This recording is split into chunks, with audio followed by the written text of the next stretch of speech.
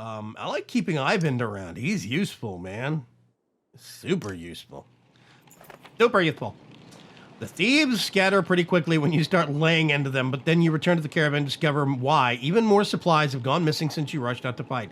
This is dumb. Why am I buying supplies? This is one of the things I really don't like about this game, is the fact that it seems like they intentionally don't give you choices on that. I'm going to lose a little bit of supplies or a lot of supplies. There's no way to not lose supplies. That's what I'm saying. And I actually kind of think that's a garbage mechanic. They're doing it to kind of make you feel like, oh, you're on the ropes. You're being kept, kind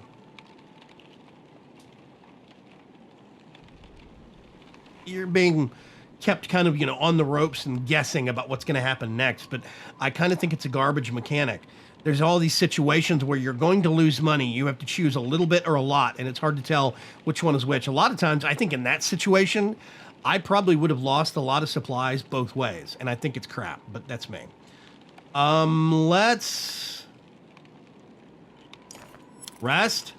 A random assortment of people from the caravan confront you. Listen, we don't feel safe here. I don't know anything about menders or whatever, but we're going to leave, and I hope you'll join us.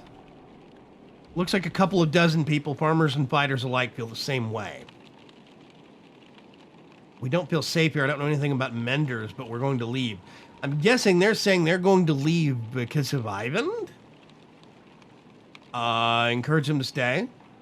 You make it very clear they're not interested in discussing the issue, shaking their heads and setting out without the rest of the caravan ready to go. There's little you can do to stop them. You hope they make it and that you haven't made a mistake with themselves. Were they talking about the village or were they talking about the... Okay, that's weird. We are going to leave, though. Rook, wait, please, begs Ivan. She said she'd be here. We need her. You can tell he's terrified of leaving, as though he'd be giving up on Juno. I'm sure she'll catch up with us. Ivan looks out across the lake like with a 1,000-mile stare. He says nothing. We've got problems, says Ivan. The whole place is flooded. We could try to walk the muddy parts, but it'll be slow going. We could try to float the caravan over the lake, but we might tip or get stuck. Or we could just go around the whole thing, but no idea how long that'll take. Paying some locals. I think detour around. You leave Sigurd home and start to feel your way around the flooded area, which has washed out the road completely. You continue far into the wood, which slows you down even further. Already committed, you hope you didn't make a grave mistake. See, this is what I'm talking about. If I would have gone across the river, we would have lost a whole bunch of supply wagons.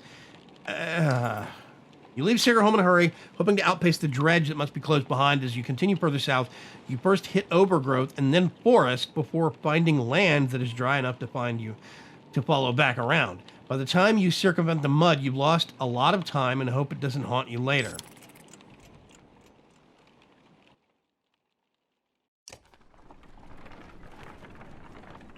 We didn't lose that much in supplies.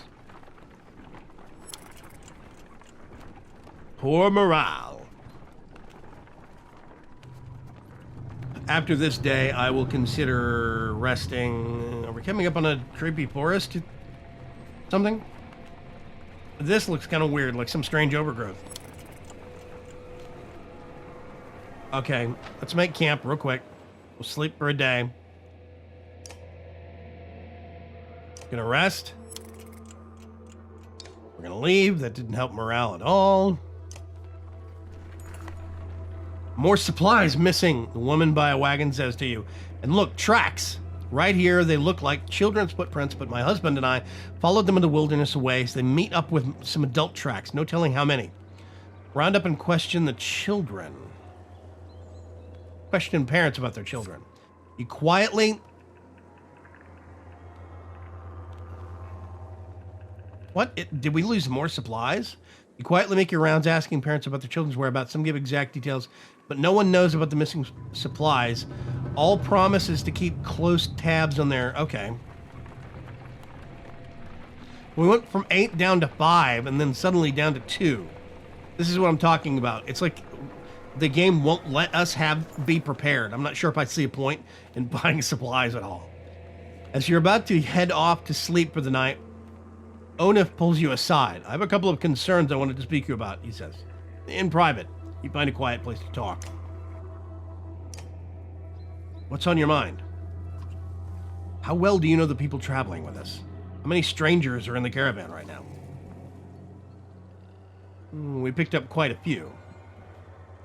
I've been watching folks since I joined your companions from Skogir. They're loyal. I mean, it seems pretty clear that they'd die to protect you. I suppose I'd do the same. What about the Varl? You don't even know half those warriors. You're telling me they have no problems following a man's orders now? After everything that happened at Einertoft? I trust Ivor to handle it. He's fearless, I'll give you that. But look at him, he's run ragged. He can't be there all the time. What happens the first time the Varl don't want to do what you tell them? If Kermir gave the word, I guarantee at least half would follow. Let's be honest. They could take this caravan by force at any time if they wanted to.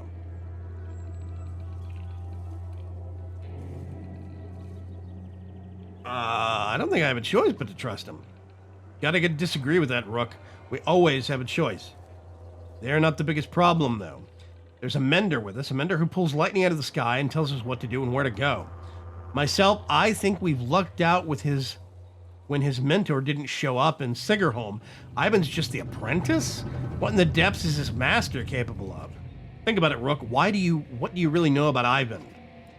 I heard they were found practically dead in the middle of nowhere when the dredge started showing up.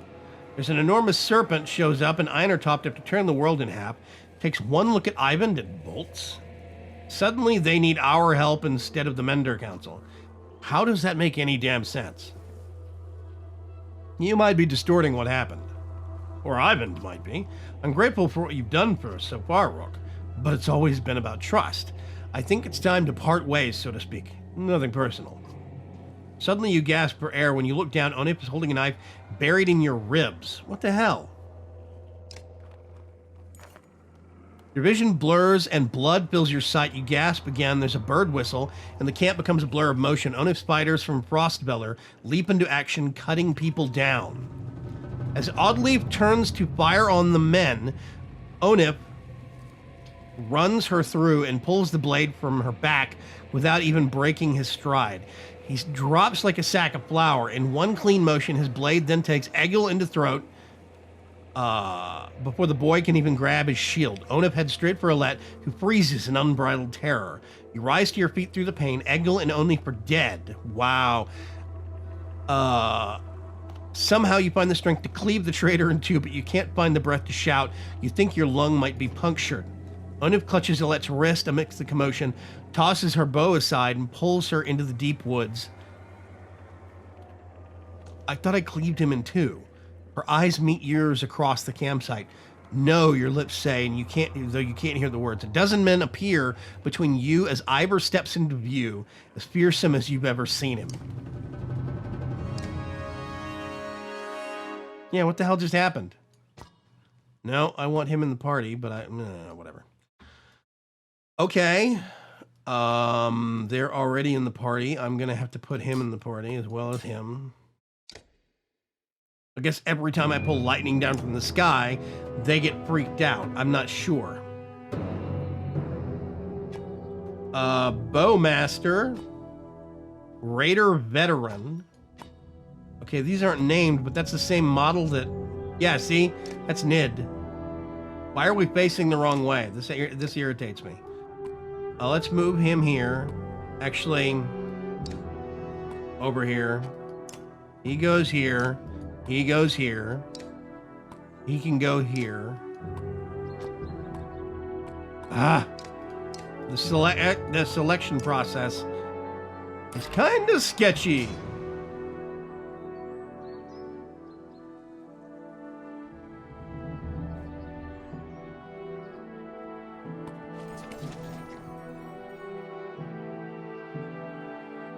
Can I not attack anybody? I can't. Okay. Awesome. 4 points?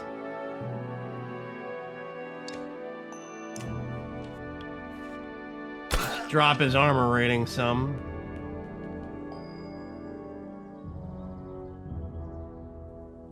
I'm going to move him over to take care of this damned archer. Yep. 11. Gone. Promote! I think he's got 2 promotions now.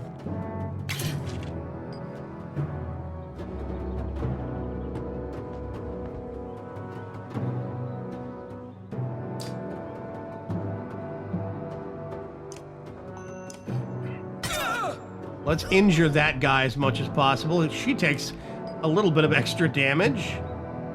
I'm going to swing him around and then...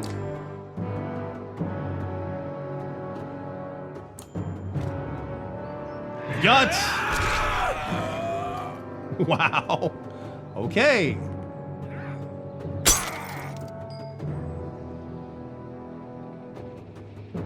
Okay. I'm actually going to... I don't know what this is going to do.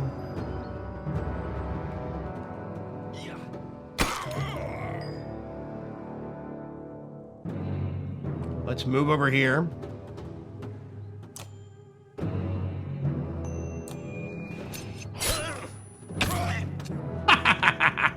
Cleave!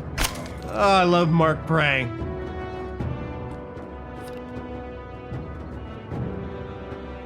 No, let's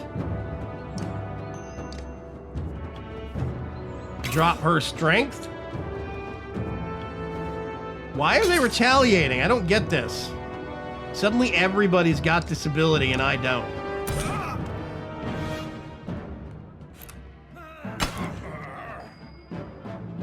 Also, his mend didn't seem to do anything. Oh, it restores their armor and half their... Oh, that's crap. I didn't read the ability.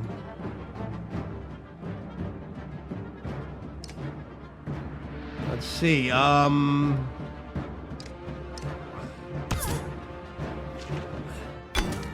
See, what is this?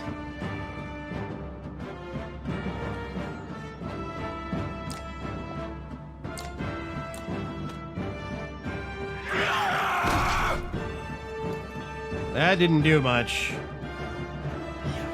Yeah, they're gonna go for Nid.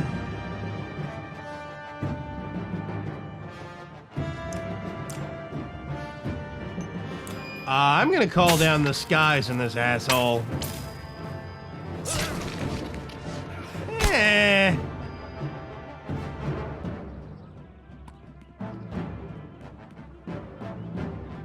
There we go. One guy left.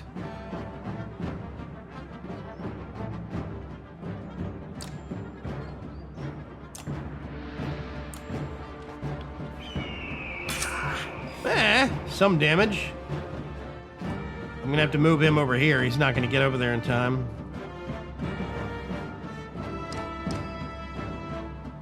And this will end him.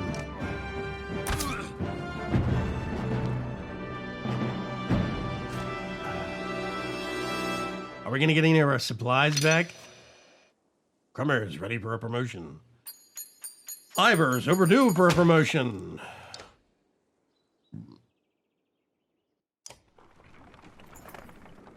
Herzalette, shouts Ivor, tearing through the nearest bandit. But you're already hobbling into the deep woods when they disappear, ignoring the battle raging behind you. In a haze of pain, you start to think you've lost their tracks. Then you hear Alette screaming in the distance, followed by silence. You tear through the trees. In a small clearing, Alette lies on her back against a tree, her hands on her clothes covered in blood. She stares vacantly ahead, unblinking. Beside her is the body of Onif, an arrow buried in his right eye as if placed there by hand. She looks at your direction, then at Onif.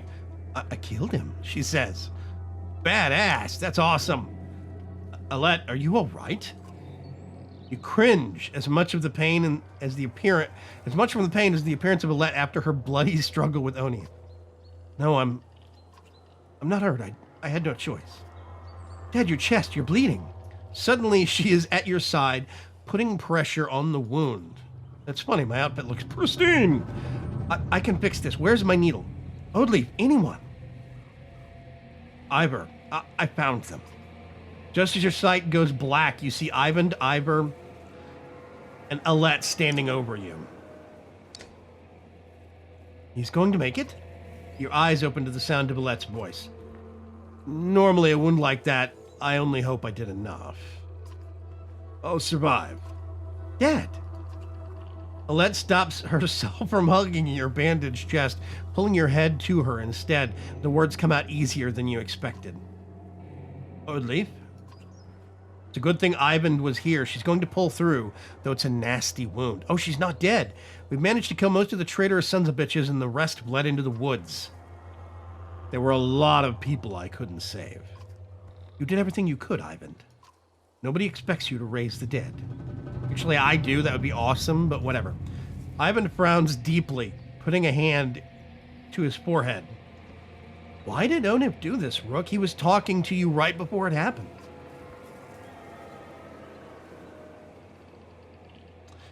He had been planning it all along. I think that much is clear. Ekil killed a half-dozen of Onif's men by himself. He told me Onif was running Frostbeller the whole time. He left Frostbeller behind when he saw a better opportunity. Guess that relationship is over. Ekil was always just the barking dog you put in the yard to find out who your enemies are. There's no accident Onif went after us, after those of us from Skogir. He must have thought with us gone, he'd take the banner and the rest would fall in line. Or at worst, they'd take all the supplies for themselves and leave the rest as dredge bait. We have to be more careful. We can't just let anyone join the caravan anymore. We'll be more cautious. None of this changes the fact that Bellower is out there somewhere following us. That swamp around Sigerholm might buy us time, but we've got to keep moving. Your body aches all over, but Ivor's right. The road calls. The caravan is already starting to pack up camp. Man, that is rough stuff. Okay. Real quick. How's the wound? You notice Oddleif winces when she tries to greet you. Oh, he cut her throat. It's doing a lot better. When I saw it happen, I thought for sure. Well, I'm really glad you're... You would have missed me, Rook. She smiles. Without Ivan, that's all you could have done. Instead, you have to put up with my crap a little longer. It still aches like you wouldn't believe, though. Oh, maybe you would. Heard you took a stabbing yourself. I guess things could have gone worse. What do you think of the caravan? You mean, should we start kicking people out? That's a tough one. Usually I'd be the first to give you a dirty look for suggesting it. On the other hand, I got a sword in my back. Oddleif thinks for a long moment before sighing. Don't send anyone away. Just make sure nothing happens to Alette. I'm going to let you get some rest. Okay? Thanks. I'll take you up on that. You know, you're welcome to keep me company. When I'm a little more awake, I mean. I'll talk to you later. Egg kill. Look who it is. Still not dead. How are things, Rook? I can never guess with you, Ekil. I heard you helped drive off the traitors when Onif attacked us. And it leaves me wondering, what's your deal? I'm not so hard to understand. Why don't you try asking instead of telling? Why didn't you warn us about Onif? Didn't I? How many times did I have to call him a traitor before you got the message? What did you want me to say? Watch out, Onif's going to murder your whole family? He didn't fill me in on the details. He was always like that. In fact, I wouldn't be surprised if he tried to convince you to off me, but listen, I don't need to know, so keep it to yourself. Why did you stick with him? I don't know, Rook. Family makes you do weird things. You know what the worst part is? We became kin when he married my sister. She died of a fever one night. But she didn't. She wasn't sick. He killed her. I don't know why he did it. Maybe he just felt like it. I was so furious. I got so angry that I wanted him to beg. I could have killed him without a second thought, but that wasn't enough. I wanted him to feel sick about it, puke his guts out. And somehow that turned into Over time, he never cared, and I gave up and did what he wanted. I don't know how it happened. But when I attacked you in Frostfeller, guess I'll just say it wasn't my idea. You're welcome to stay with us. Had no plans to go anywhere. So you're going to let me walk around with my own axe and everything? That doesn't mean I'm not watching you. I can accept that. You're a good man. I need to get going. And I need to take a piss. You're not the only busy man around here, you know. You shake your head as Eggle steps away from the camp. Okay. I'm going to rest for a day. We have 1 day worth of supplies left. Yay! Okay, yeah, I don't know what's going on here. Some of these story turns I think are very interesting and riveting, but other aspects of the game are very frustrating and I think kind of cheap tactic. No, we'll see. Stay tuned for more Banner Saga.